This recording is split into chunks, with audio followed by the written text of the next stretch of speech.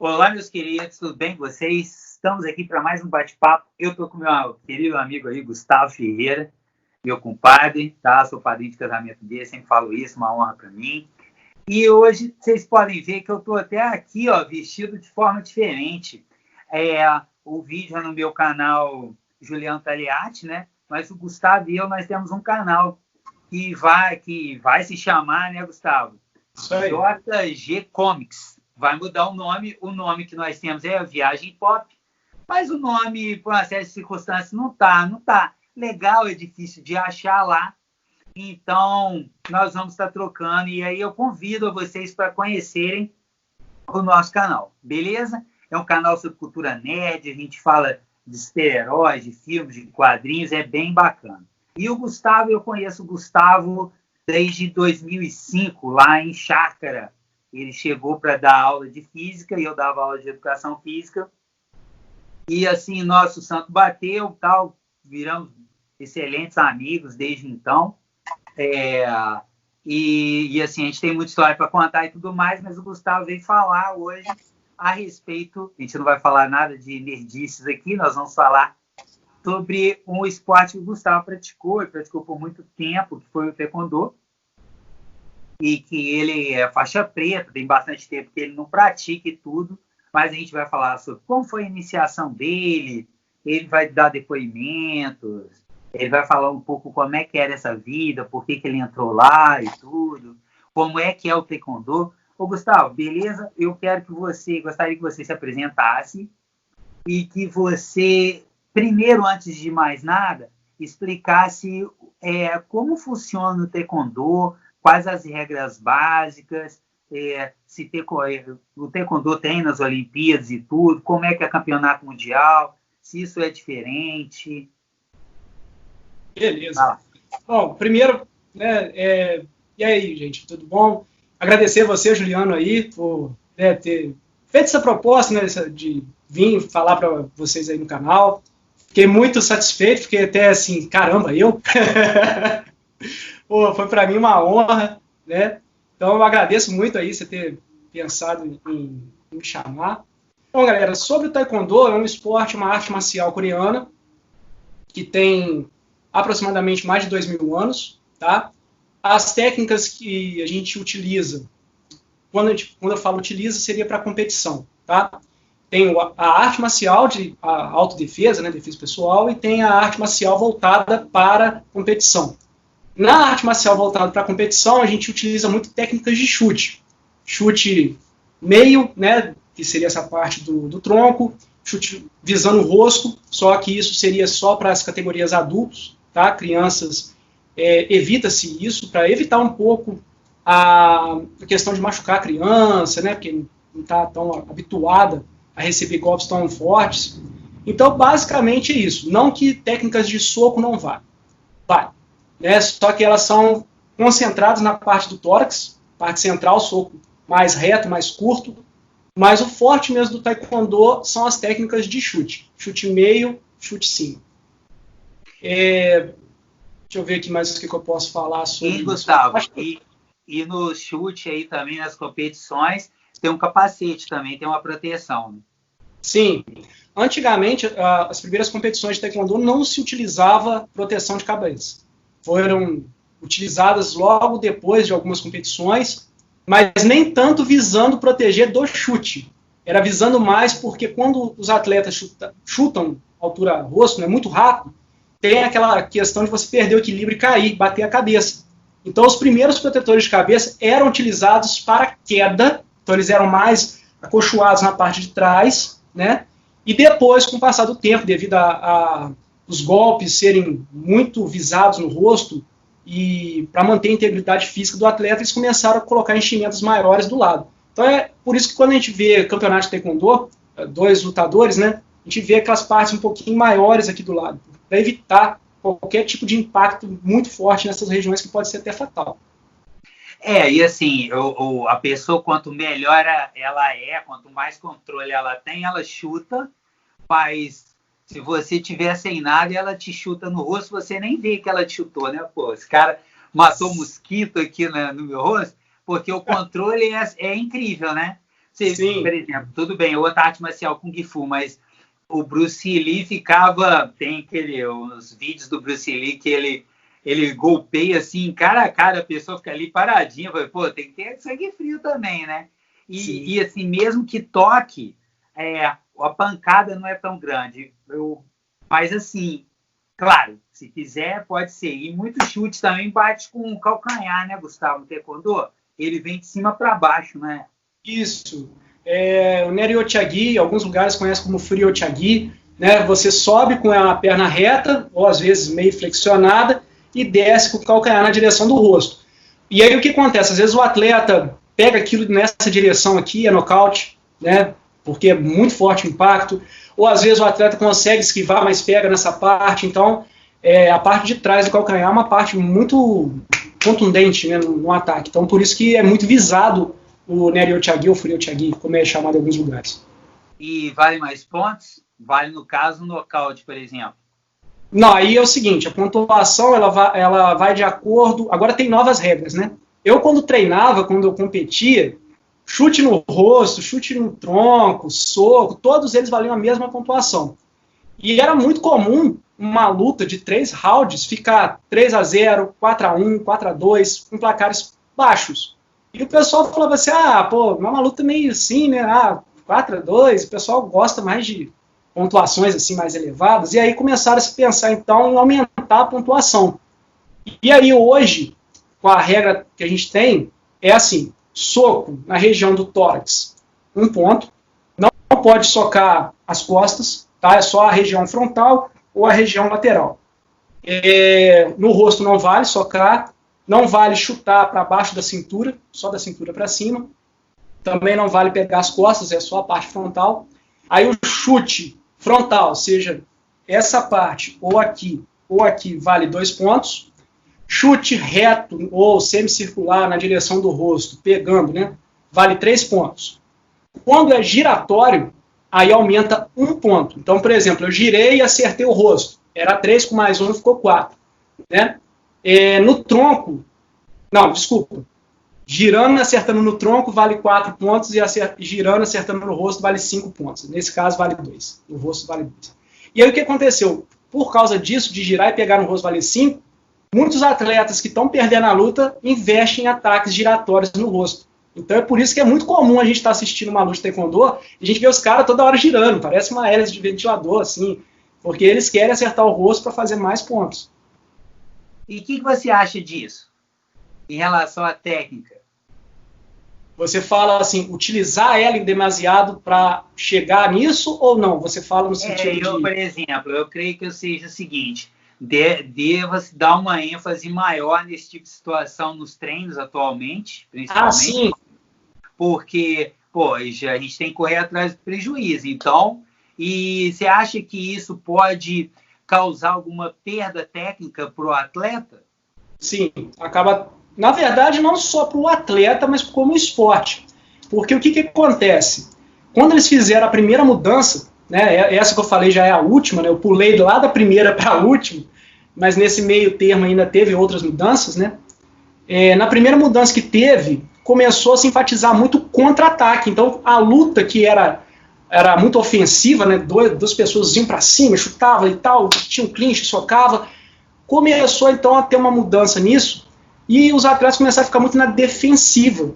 E o pessoal começou a meio que perder a paciência. Né? O espectador, ele olhava e ficava assim, pô, mas a luta vai ficar parada assim mesmo? Eu, quando assisti a primeira luta na televisão, eu fiquei assim, pô, gente, o que está acontecendo? Não é assim não. O pessoal, eles ficavam lá parados, estudando o inimigo, fazia a finta, né, que é uma forma da pessoa chutar e você entrar com contra-ataque. E aí ficava muito naquilo, né? Até o árbitro intervir, porque não pode ficar tanto tempo assim sem ter luta realmente. O árbitro, ele pode abrir, acho que é 30 segundos, se eu não estou enganado. Tem um tempinho que eu estou fora de competição, então...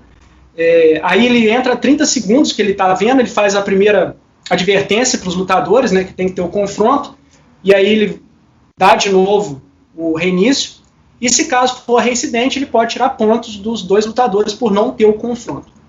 Então eu acho sim que pode prejudicar um pouco essa questão do atleta querer partir para cima. Porque se ele acerta 3 chutes, por exemplo, supondo, tá? Que é muito comum no taekwondo usar chutes duplos ou triplos, né?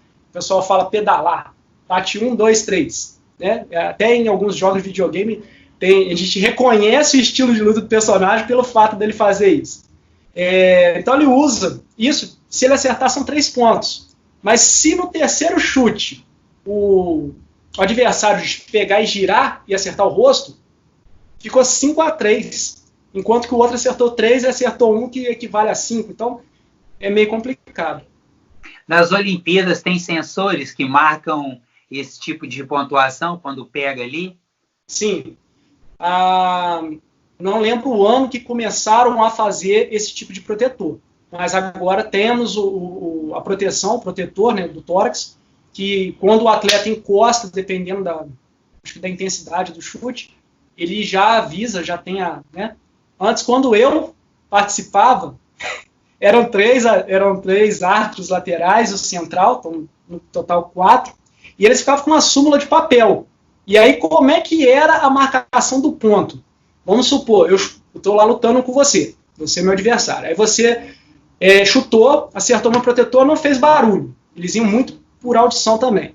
Agora imagina um estádio cheio de gente gritando, torcendo, né? Como é que ficava para escutar? Era meio ruim. Aí o árbitro daqui marcou o ponto, os outros 2 não era considerado ponto. Entendeu? E 2 dos 3?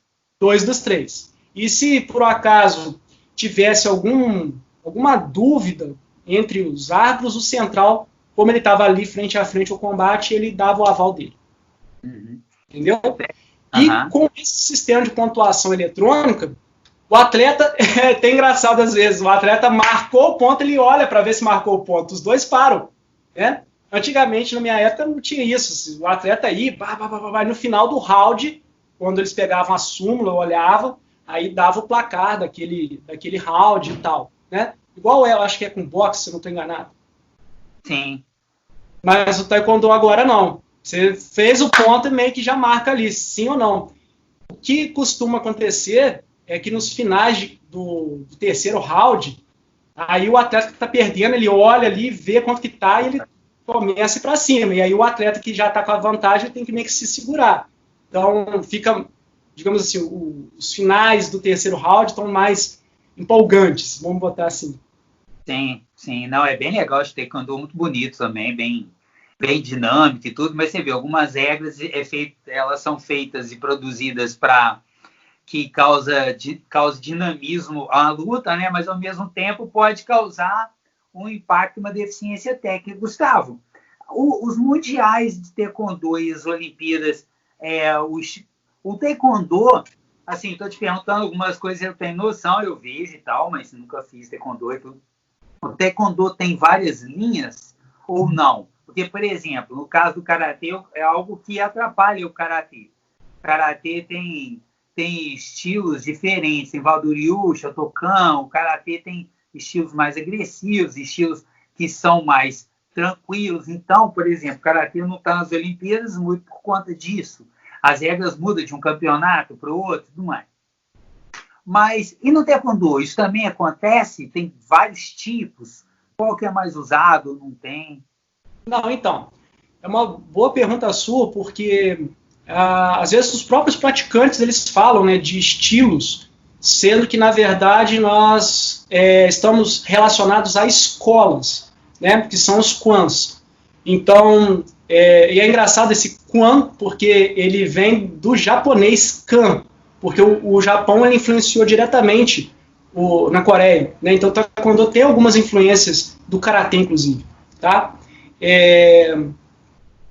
Então, por exemplo, quando a gente fala assim, Modo Kwan, né? A pessoa acha que é o estilo de luta do taekwondo. Na verdade, é a escola Modo Kwan, que se refere a uma família, se refere a uma forma de como lutar, uma forma de defesa pessoal. Então, existe isso. E na época que tinham essas escolas, se eu não estou enganado, são 9 escolas, tá? O pessoal começou a pensar nisso, tipo, vamos fazer um torneio mundial, mas que escola que vai designar as regras? Então eles pegaram a Kukkion, que fica em Seul, na Coreia, e colocaram as regras da Kukkion. Então, por exemplo, a gente hoje tem a WT, que é o World Taekwondo Federation, que antigamente, até 2017, era chamado de WTF, né, que é as siglas de World Taekwondo Federation. Só que aí em inglês tem uma como é que fala? Uma expressão idiomática deles que se refere a coisa ruim. Então eles pararam de usar o WTF a partir de 2017, começaram a usar de 2017 para cá WT, tá? Então a World Taekwondo Federation, que é o órgão mundial, eles que dão as regras das competições. Então, por exemplo, o mundial, uma Olimpíada, é com as regras da Kukkion, que também são utilizadas pela WT. De vez em quando vai sair um F aqui no final, mas é hábito. Né? Então, a Kukkion, que era uma das escolas e depois juntou-se elas, sendo que duas demoraram mais para entrar, né, nessa união das escolas, é ela que dá as regras e a WT acaba pegando essas regras da Kukkion por causa disso. Ela está lá em Seul, enfim, é uma escola tradicional, então acabaram pegando as regras dela. Então, quando se fala em taekwondo de competição olímpico ou taekwondo de competição mundial, a gente pega da Kukkion. Ah, legal, isso é bem bacana. Pessoal, esse primeiro momento eu pedi ao Gustavo que explicasse um pouco basicamente o que é o taekwondo. Ele falou de alguns golpes, aí eu fui perguntando para ele sobre como é na Olimpíada Mundial, igual vocês estão vendo aqui. Mas, assim, um dos objetivos desse bate-papo também é o seguinte: o Gustavo é professor de física, mas o Gustavo, ele treinou muitos anos e ele, inclusive, na época, chegou a dar treinos também de taekwondo. Então, Gustavo, agora a gente vai falar um pouco da iniciação, como você iniciou e por que você iniciou.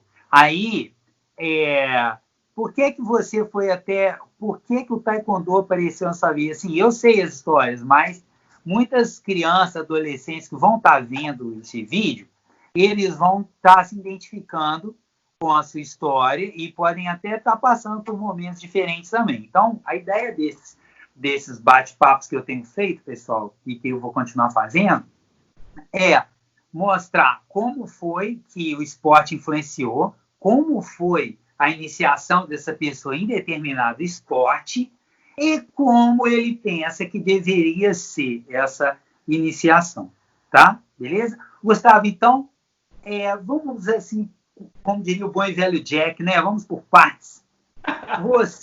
Nossa, é terrível isso, cara, mas às vezes a gente não resiste.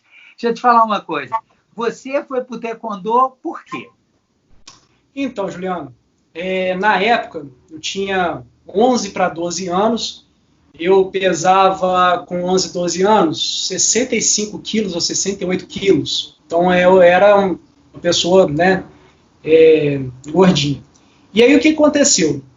Na época eu gostava daqueles desenhos japoneses e tal, né, que passavam na televisão, então eu gostava muito daquilo, da coisa da luta, eu ficava me imaginando lutando. E aí um belo dia um amigo meu virou e falou assim: cara, tem uma academia agora, um tal de karatê coreano, porque era assim que era chamado muitas vezes taekwondo, né? Até o pessoal começar a entender o que era taekwondo, até o taekwondo ganhar importância no cenário brasileiro, ele ficou muitos anos sendo chamado de karatê coreano. Aí, você vê, na época, quando eu tinha 11, 12 anos, ainda tinha gente que chamava taekwondo de karatê coreano. Aí, beleza, aí esse meu amigo falou: pô, eu vou fazer. Eu falei: pô, você vai fazer? Pô, também vou, cara. Eu fiquei imaginando eu e ele fazendo, né, a gente lutando e tal. Eu falei: cara, vou fazer, vou pedir pro meu pai. Aí fiquei assim, pra falar com meu pai, né, eu falei: pô, meu pai já tava meio apertado na época e tal. Aí eu falei, meu pai falou assim: olha, deixa eu te explicar uma coisa. Foi uma conversa bem séria. Ele falou assim: olha, eu não tenho nada contra você fazer isso, né? Você tem ciência que você está entrando numa academia de arte marcial, que você vai levar chute, soco, né? Eu falei assim: não, pai, eu sei disso. Ele falou: então tá bom, porque eu vou te colocar, mas se caso você depois falar para mim que não sabia, não sei o que, pelo menos você vai ter que ir até a faixa preta. Eu falei: oi? Né? Também aquele oi. Ele falou, não, você tem que graduar, você tem que ir até a faixa preta. Aí eu falei, e agora? Aí pensei bem, falei, quer saber, com meu amigo lá, eu vou tirar isso numa boa e vou e tal. E também porque na época eu também sofria muito bullying, né, de ser gordinho e tal. Eu falei, pô, eu indo na academia, né, vou, sei lá, aprender alguma coisa e tal. Aí, beleza. A minha iniciação começou por aí. Um amigo me chamando para ir para academia, e eu nem fazia ideia do que era taekwondo, né? E quando eu cheguei lá para fazer inscrição com a minha mãe que foi, né, lá, eu vi o pessoal treinando, e vi até outros colegas de escola treinando, eu nem sabia. Aí eu olhei aqui e falei, caramba, tem, olha só, mais colegas meus e tal, aquilo foi me motivando. E, cara, quando eu assisti a primeira luta de demonstração entre o meu instrutor, na época, né, ele era instrutor, hoje ele já até é mestre, um outro professor, que também era instrutor na época, né, na hora que eu vi aqueles golpes de chute e tal, eu falei, nossa, é isso que eu quero fazer, é isso aí. Pô, cara, foi paixão à primeira vista, sabe? Assim, nada contra outros estilos, tá, gente? Nada contra outras artes marciais, mas o taekwondo, na hora que eu vi, foi apaixonante, sabe? Eu me identifiquei muito. E aí, beleza. Aí falei com meu pai, falei, não, pai, gostei. E olha que eu nem tinha feito nenhum tipo de luta ainda com ninguém, só de eu ter ido lá fazer a inscrição, de ter olhado, né? Aí o professor ainda falou comigo, não, você pode fazer uma aula experimental para ver e tal. Eu falei, então tá. Aí virei para minha mãe e falei, mãe, eu quero. Aí minha mãe falou, meu filho, tem certeza? Olha lá, é meio violento. Eu falei, não, mãe, eu quero. E aí eu fui empolgadão, cara. E aí pronto, aí é aquela coisa. Fiz a primeira aula, aí já comecei a gostar, claro, né, gente? Tem os momentos que a gente passa muito perrengue, muito aperto, né? Porque a gente tem que se esforçar para melhorar tecnicamente, né? Então, assim, mas mesmo assim, foi apaixonante. E aí pronto, cara. Aí a gente chegou a fazer 1 ano nessa academia aqui no meu bairro, aí teve alguns problemas na época, né? E aí a gente teve que sair dessa academia e ir para a academia do mestre do meu professor, que ficava no centro da cidade, né? Que a gente mora em Juiz de Fora, então ficava no centro de Juiz de Fora, lá no Poço Rio. E aí, cara, eu virei para minha mãe e falei assim, mãe, eu quero continuar fazendo. E a minha mãe falou assim, aí meu pai também chegou, né, na época, para conversar, falou assim, a academia acabou aqui, né, você quer continuar mesmo? Eu falei, não quero, gostei, eu estava na faixa amarela já, aí ele falou, então tá, só que tem que ver quem mais dos seus amigos vai. E o que aconteceu? Esses meus colegas, esses meus amigos, quando acabou a academia, eles pararam de ir. Só eu daqui continuei, né? Então eu fui o único daqui da academia, daqui do meu bairro, que continua indo. Então, quando eu cheguei lá, cara, era todo mundo diferente, todo mundo com graduação alta, né? Enquanto eu era amarelinha, já tinha gente com faixa preta, faixa vermelha, faixa azul, e eu ficava olhando assim, falei, caraca, meu, tô perdido. E levei um tempinho lá na academia para me encontrar, mas o pessoal lá me acolheu bem, então foi de boa. Isso que eu ia te perguntar, mas ao mesmo tempo eu percebi aqui, aí no seu bairro que você foi bem acolhido, até porque tinha muitos amigos seus que já faziam, né?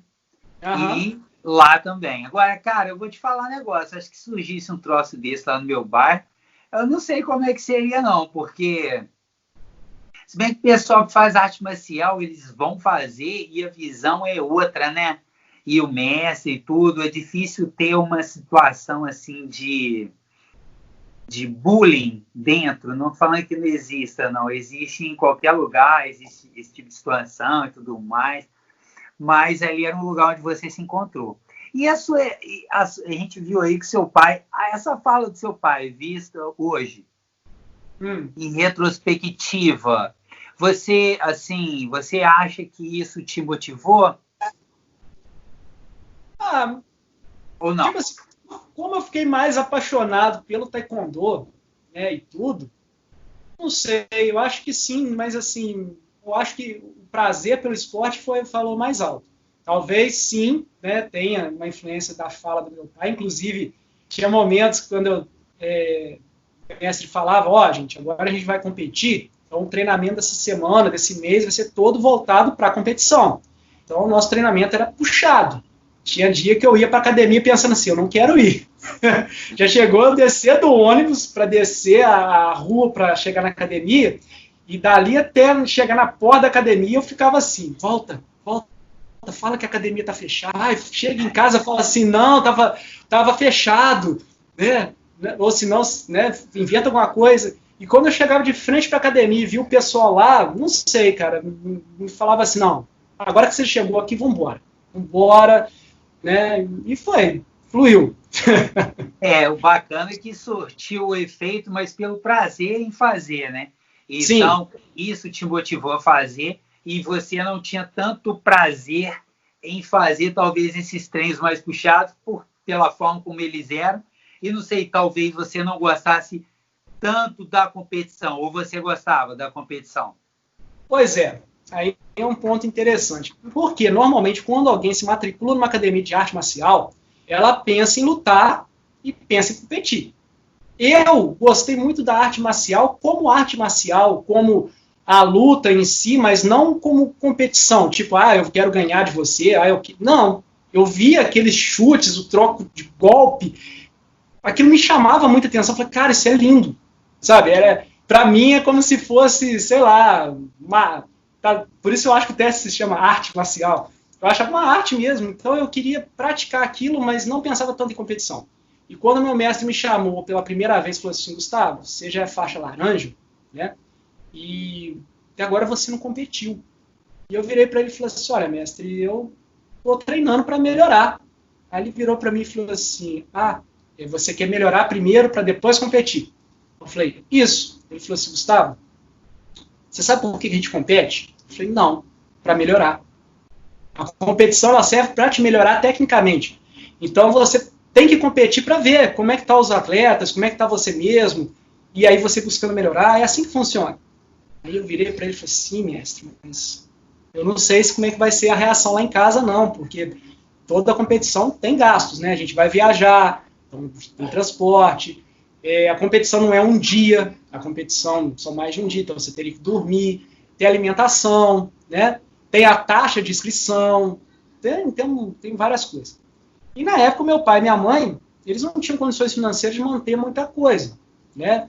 Eles ganhavam um pouco na época e tal. Cheguei até a estudar em escola pública por causa disso.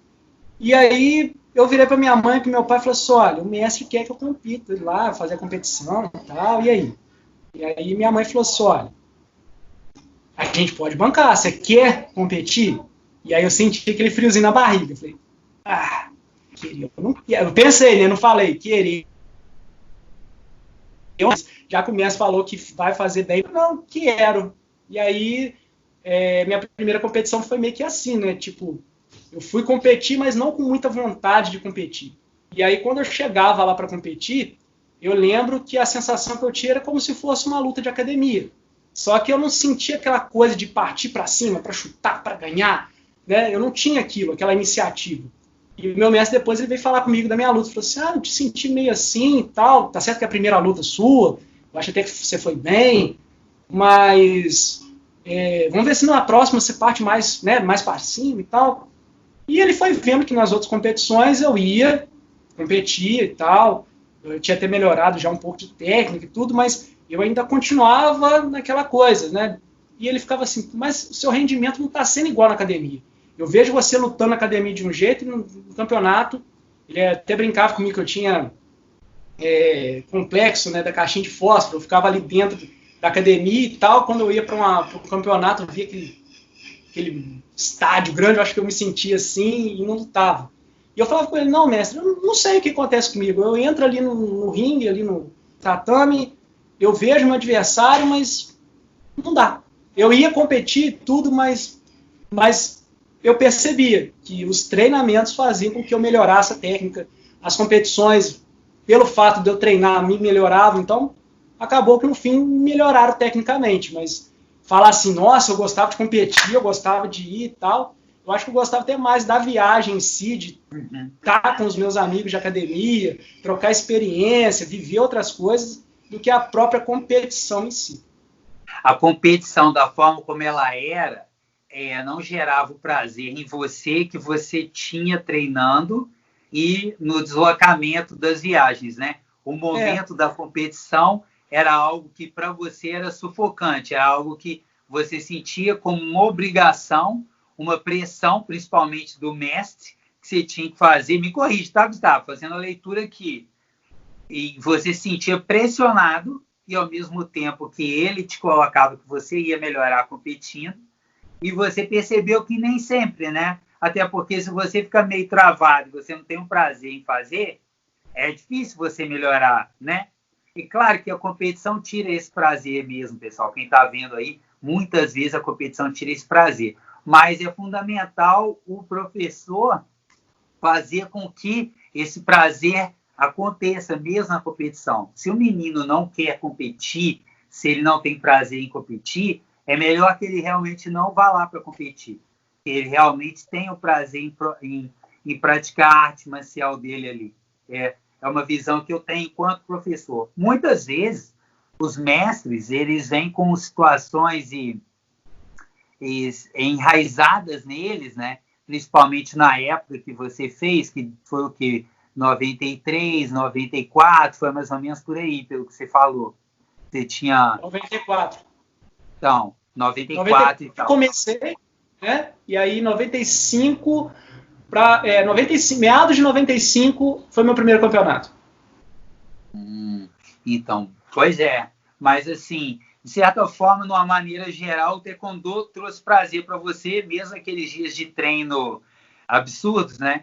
E aí, Gustavo, você, a gente sabe que tem as faixas, né? Até ali vocês podem ver, ele colocou as faixas atrás dele ali, colocou uma caneleira que até parecem as caneleiras que a gente usava para jogar futebol nos anos 90, parecida. Eu tinha a caneleira se parecia um robô na hora que ia entrar em campo. Era horrível jogar com aquilo lá. E então, aí, Gustavo, cara, você, por exemplo, o Gustavo tem duas meninas, uma, não sei se está praticando alguma atividade assim, tá, Gustavo, a mais velha?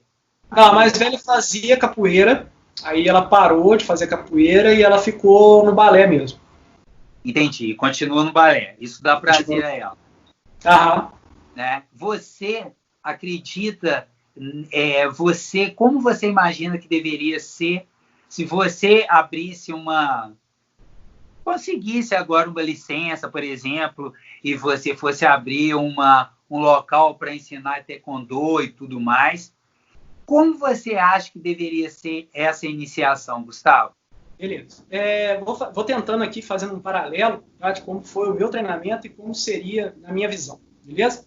Então, meu primeiro dia de aula, o professor, ele chegou, né, foi lá, me explicou que a gente tinha que fazer um alongamento, tinha que fazer um aquecimento, depois passava para as bases e passava os chutes.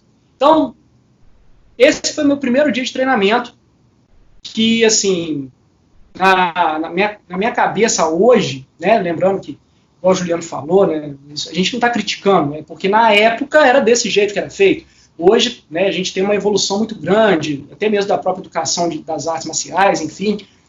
Mas eu penso que, por exemplo, eu entrei com 12 anos, que eles já consideram como adolescente, né? Eu acho que o treinamento ele não pode ser o mesmo que fosse com um adulto. Porque a fisiologia de um adolescente ou a fisiologia de uma criança são bem diferentes, né? Então, eu acho que, primeiro, a pessoa, quando ela vai dar instrução, ela vai ser professor de artes marciais, ela tem que ter esse pensamento. Eu vou treinar criança, adolescente, adulto, talvez até idoso. Então, eu posso passar, por exemplo, 60 polichinelo para todo mundo, todos eles faixa branca, tá? Então, ou seja, primeira faixa do taekwondo, 10º grupo. Todo mundo vai fazer 60 polichinelo. Será que todo mundo aguenta fazer? Então, assim, primeiramente, eu acho que tinha que ter esse pensamento.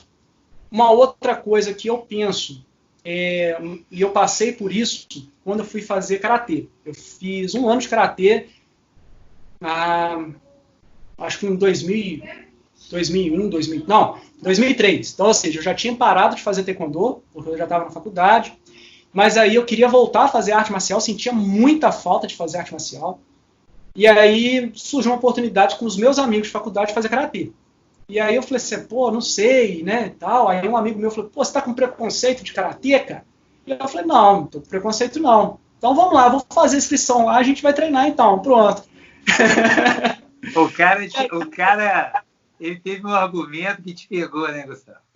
Aí quando vê, antes de eu fazer a aula, o sensei chegou perto de mim e falou assim, olha, você quer fazer? Então você tem que se submeter a um exame médico.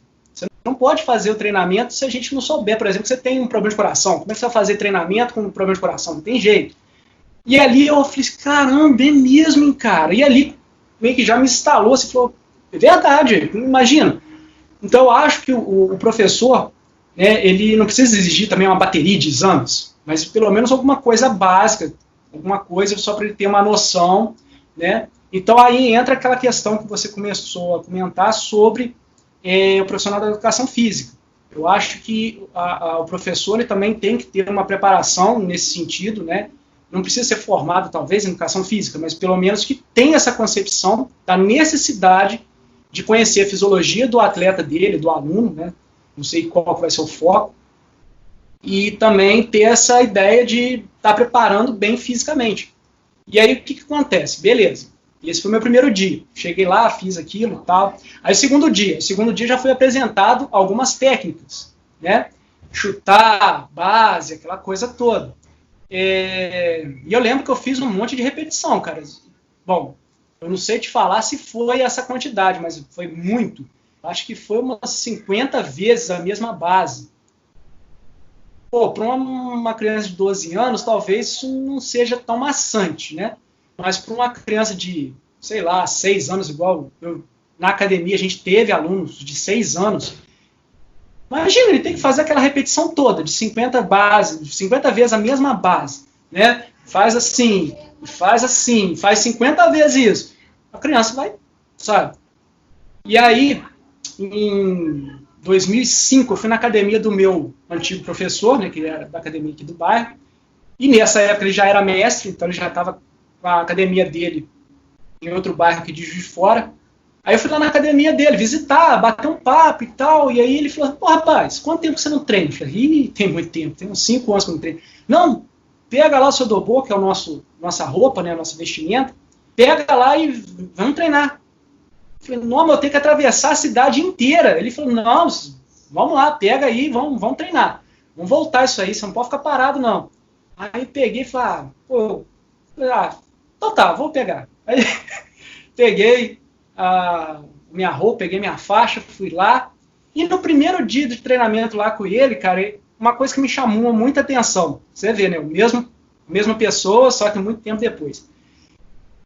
Ele falou assim, gente, vamos fazer primeiro aqui o aquecimento. O aquecimento com as crianças foi diferente dos adultos. Enquanto os adultos estavam correndo, as crianças eram um pique bandeira.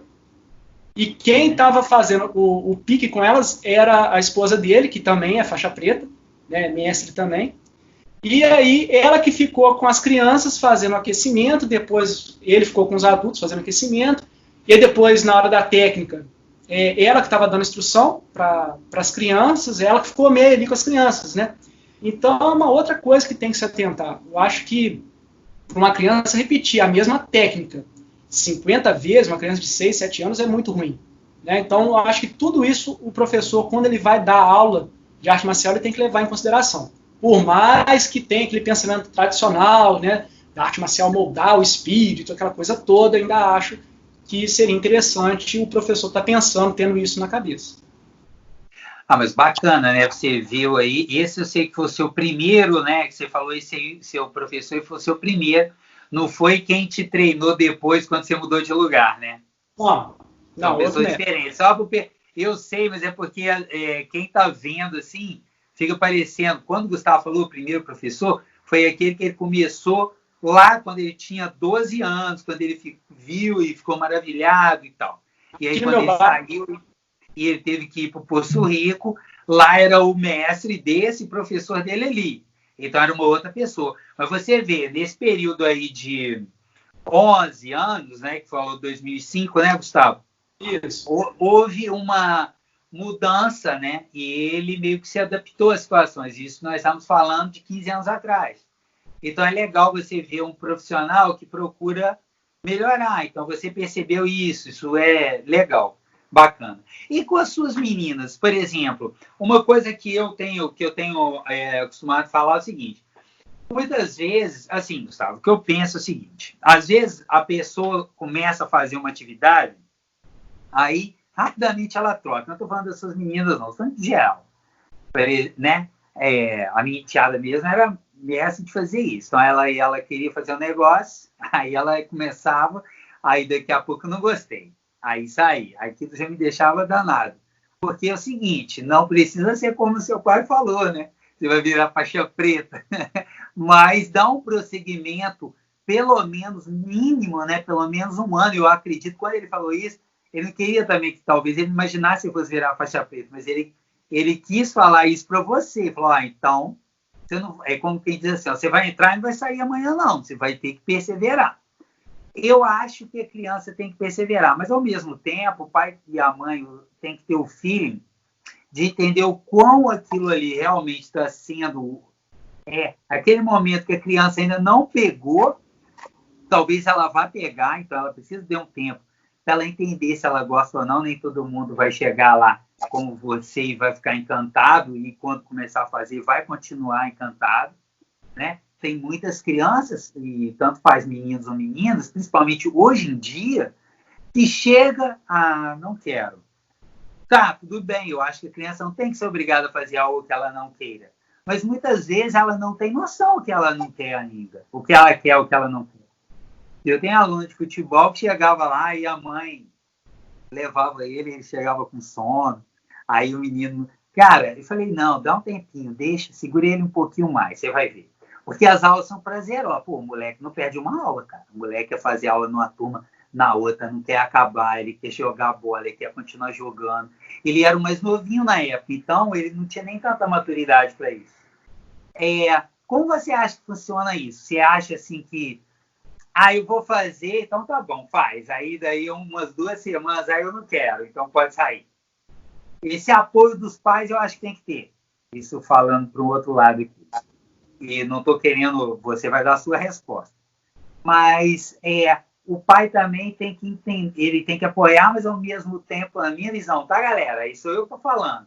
Ele também tem que entender que se aquilo ainda vai ser, se o filho dele ainda não pegou o fio da meada ali.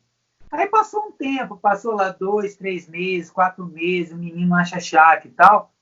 Beleza, você não vai continuar martirizando a criança naquele negócio, né? Como é que é você enquanto pai? Como é que você vê isso? Então, a minha filha mais velha, ela começou com a natação, né? Aí, estava toda empolgada, querendo fazer natação, porque a amiguinha dela tinha falado que ia fazer natação. Aí eu conversei com a minha esposa, a gente colocou ela na natação, e aí passou um tempo, igual você falou, ela começou meio que tipo assim, não quero ir na aula, começou a fazer meio que um corpo mole. E aí eu lembrei, cara, da fala do meu pai, quando ele falou aquilo comigo lá do taekwondo, né? E eu acho que na época o meu pai, ele falou aquilo comigo, mas naquela visão, igual você comentou, né? Não é de pegar hoje, daqui um mês você para, né? Eu acho que ele falou aquilo mesmo pensando assim, não, pelo menos você tem que... Um ano fazendo o negócio, pelo menos.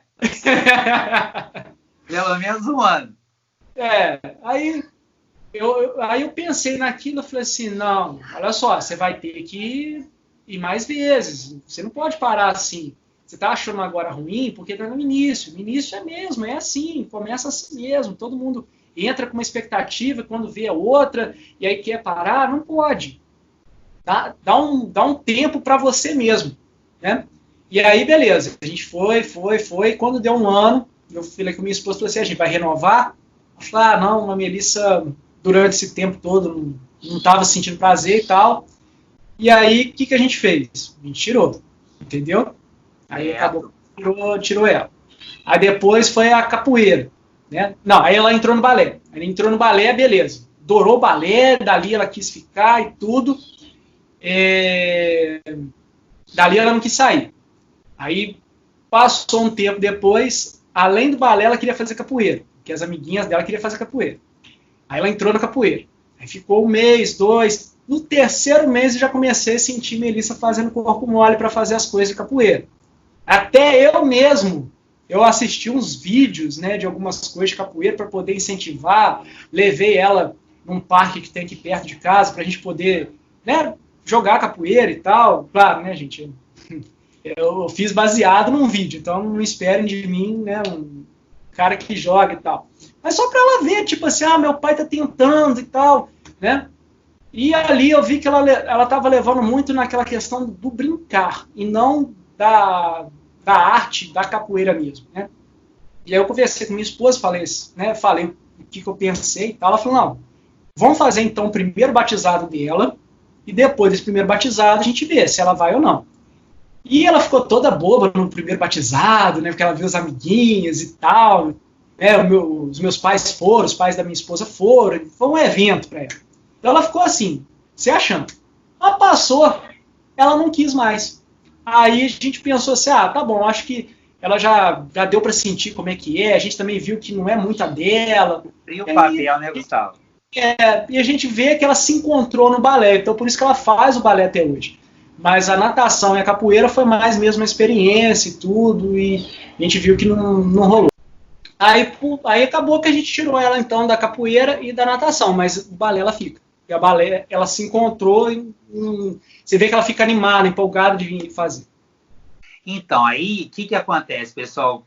O que vocês fizeram é o ideal.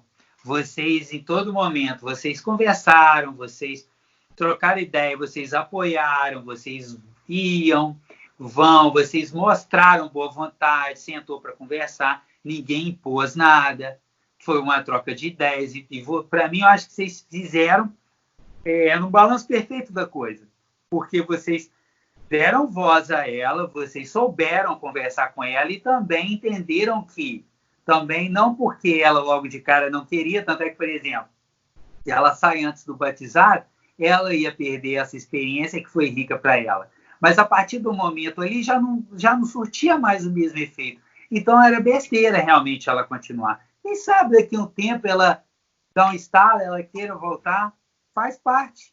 Então Sim. É legal a gente ouvir os nossos filhos, né? E saber entender. Se você tiver que conversar alguma coisa com... você pode até conversar com o professor, longe do seu filho, da sua filha, independente de qualquer coisa. Sempre troca uma ideia, você tem um argumento, leve esse argumento para ele, às vezes até um bate-papo sobre o seu filho ou filha, né? Para o seu professor, o professor dela e tudo. Quem sabe isso vai ajudar até em relação ao professor em si. É importante também a gente conhecer o ambiente onde os nossos filhos estão, ir lá e ver, pô, isso aqui está sendo prazeroso? Será que tá? Será que não tá? Entender isso. Muitas vezes a pessoa não é profissional da área, mas ela tem esse feeling. Isso é muito importante. Pessoal, o Gustavo trouxe aí algumas medalhas dele. Eu sei que não tem muito a ver agora com o que a gente está falando, mas vou deixar ele mostrar e ele contar um pouco da história de cada um aí. Tem várias ali, tá? E tem uma mala ali, mas ele é muito humilde. Então, ele pegou só algumas, mas ele tem um quarto lá na casa dele e que ele abre a porta assim, igual o tio Patinhas, das moedinhas. As medalhas vêm assim. Não são tantas assim, não. Bem pouquinho. É uma sacolinha que eu tenho com algumas medalhas e tal. Eu vou mostrar aqui 3 medalhas, tá, galera? Uma de ouro, uma de bronze, uma de prata. Isso aqui, não sei se eu vou conseguir lembrar muita coisa, né? Igual essa primeira aqui de ouro. Essa aqui... Lembrando que não é de ouro maciço não, tá, galera? Essa... porque a pessoa acha que é de ouro maciço. Não. Mas, hein, o Gustavo, você sabe que nem as medalhas na Olimpíada, elas são a medalha de ouro, na verdade, ela não é uma medalha de ouro. Ela é uma medalha de prata envolvida em ouro. Todas as 3 medalhas são de prata. Para vocês verem, né? Essa aqui, gente, foi um campeonato que teve lá em Ubá, na Academia do Mestre Jurandir, em 1998. Foi um torneio, na verdade, aberto, né, às outras academias que quiserem participar e tal. E essa aqui foi a minha medalha de ouro né, que eu tive lá, lutando. Não lembro. A minha categoria eram poucos atletas, na verdade. Ou era eu e mais um, ou era eu mais dois. Não tinha uma diversidade assim, de muitos atletas. Né? Na época, eu competia na categoria de 68 quilos a 72. Não, na minha categoria nessa época era outra. 68 e 72 já foi quase no finalzinho. A minha categoria na época era 64 a 67, que nem tem mais essa categoria, tá? Aí depois, essa aqui é uma medalha de prata. Bacana. Elas são bem bonitas, né? Se você for ver. São assim. bonitas mesmo. Essa daqui já foi do Campeonato Mineiro. Eu disputei o Campeonato Mineiro, fiquei em segundo lugar.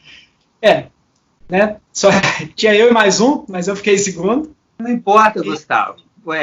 Sim, para competir tem que saber fazer. Vocês já venceram vários que não se propuseram a treinar, que não estavam ali. Não desmereça o seu feito, Gustavo. Valeu, obrigado.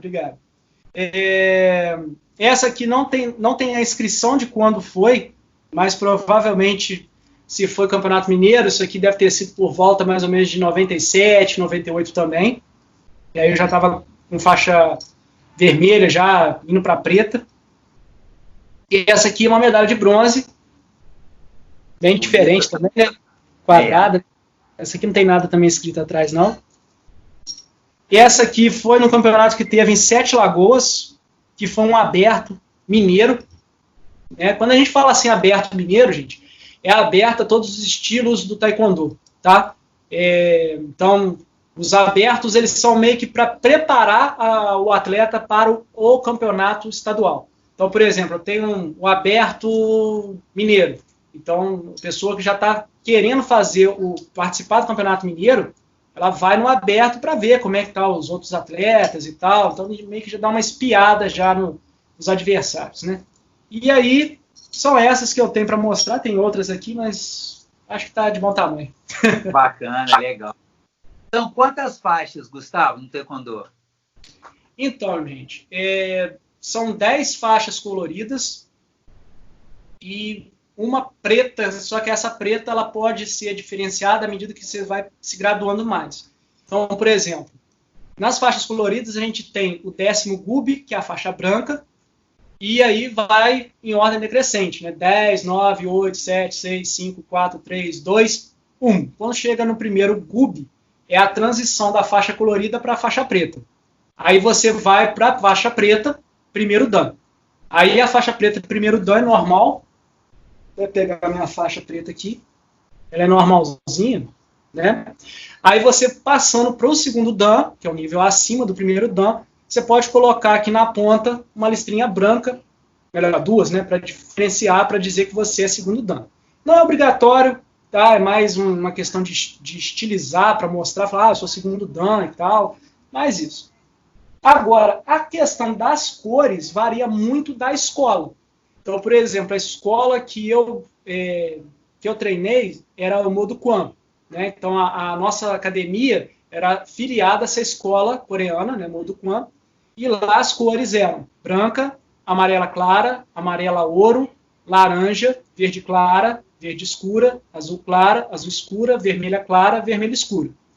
A Kukkion, ela já estabelece uma outra forma de faixa. Então, dela seria branca, branca ponta amarela, amarela, amarela ponta verde, verde, verde ponta azul, azul, azul ponta vermelha, vermelha, vermelha ponta preta e preta. Entendeu? Então, isso vai variar muito da escola que a academia é vinculada. Se a escola é vinculada ao Modo Kwan, vai ser essas que eu falei, né? Escura, clara e tal. Se for vinculada com o Kukkion, a Shamikwan, por exemplo, Shamuquan, ela já pega essas faixas que eu estou falando, com ponteiras. Então, vai variando. Entendi. É porque uma faixa vai preparando para outra, né? Isso. E lá no mundo asiático, eles nem usam essas faixas, né, Gustavo? Eles são faixa branca até chegar na preta, né? E isso acontece muito lá, né?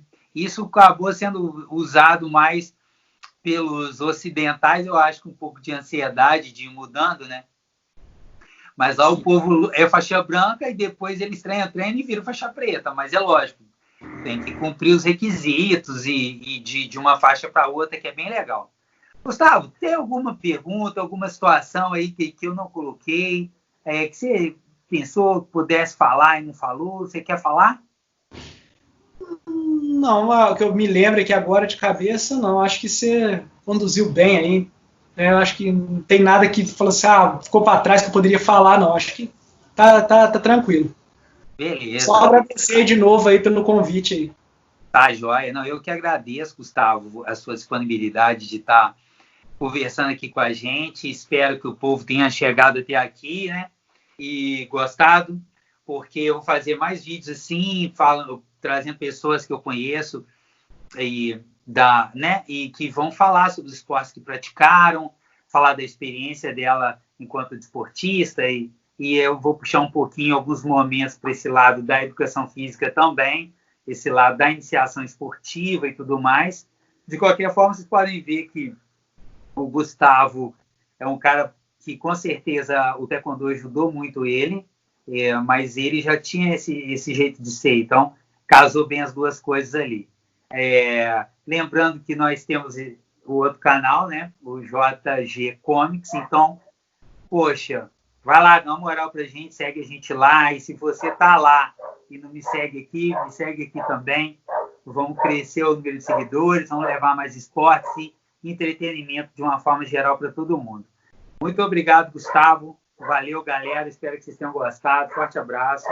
Valeu. Um abraço.